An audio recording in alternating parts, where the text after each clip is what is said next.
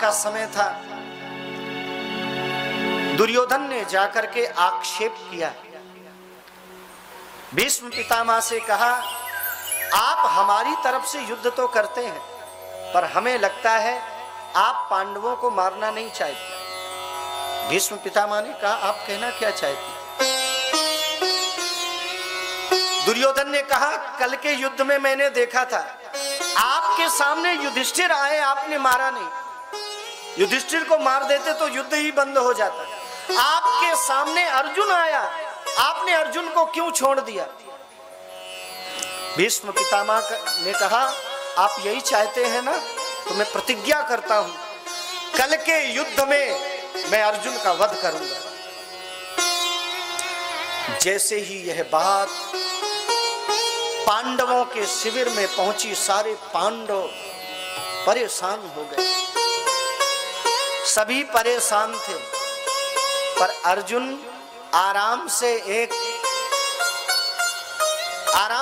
बिस्तर पर शयन कर रहे थे। भगवान कृष्ण अर्जुन के पास में आए, अर्जुन से बोले, अर्जुन आपको मालूम नहीं है भीष्म पितामह ने प्रतिज्ञा की है?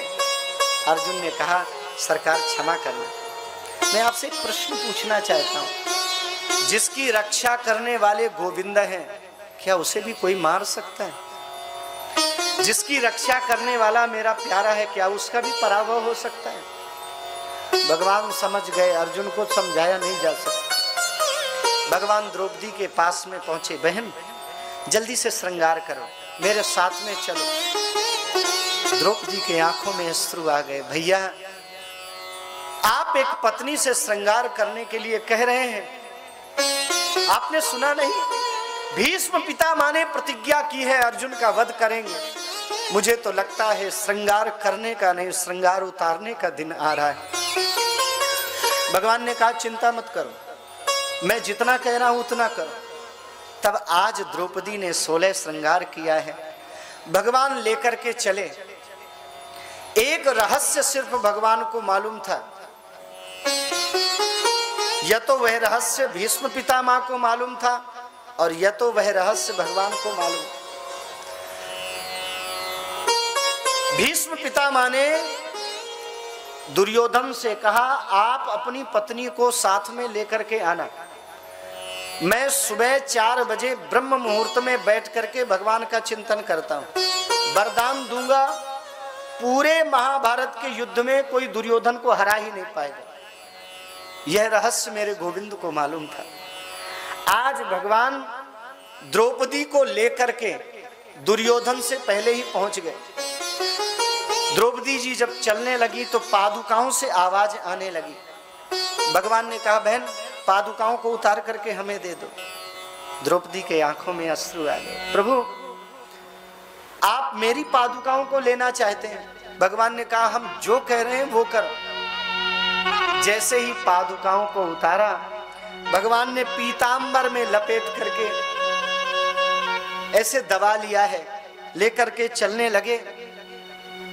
सामने देखा भीष्म पितामह का शिविर दिखाई दे रहा है।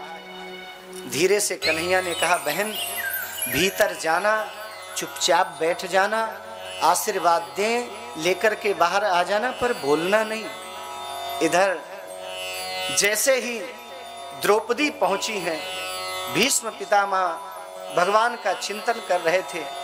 उन्होंने सोचा दुर्योधन अपनी पत्नी को लेकर के आ गए हैं, इसलिए उन्होंने वरदान दिया, यदि मैं भगवान कृष्ण के अतिरिक्त कहीं दृष्टि न रखता हूं, यदि मैंने अखंड ब्रह्मचर्य का पालन किया हो, यदि मैंने आपकी अपनी मां की आज्ञा का पालन किया हो, तो आज के बाद महाभारत के युद्ध में इस देवी के पति को कोई हरा ही ना पाए।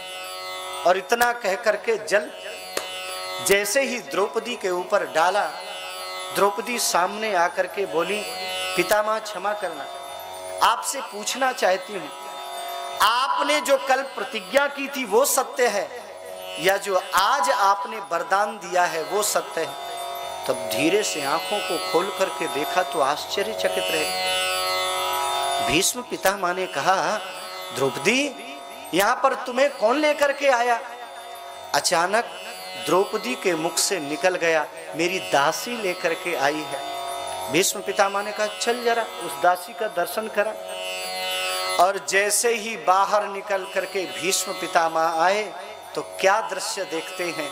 ठाकुर जी ने पीतांबर पहन रखा है और एक पीतांबर को ओढ़ करके रखा है। भीष्म पितामह ने देखा चरणों में कोई मंगल चिन्ह नहीं है, हाथों में कोई मंगल चिन्ह नहीं है, गले में कोई मंगल चिन्ह नहीं है, ये देवी है कि?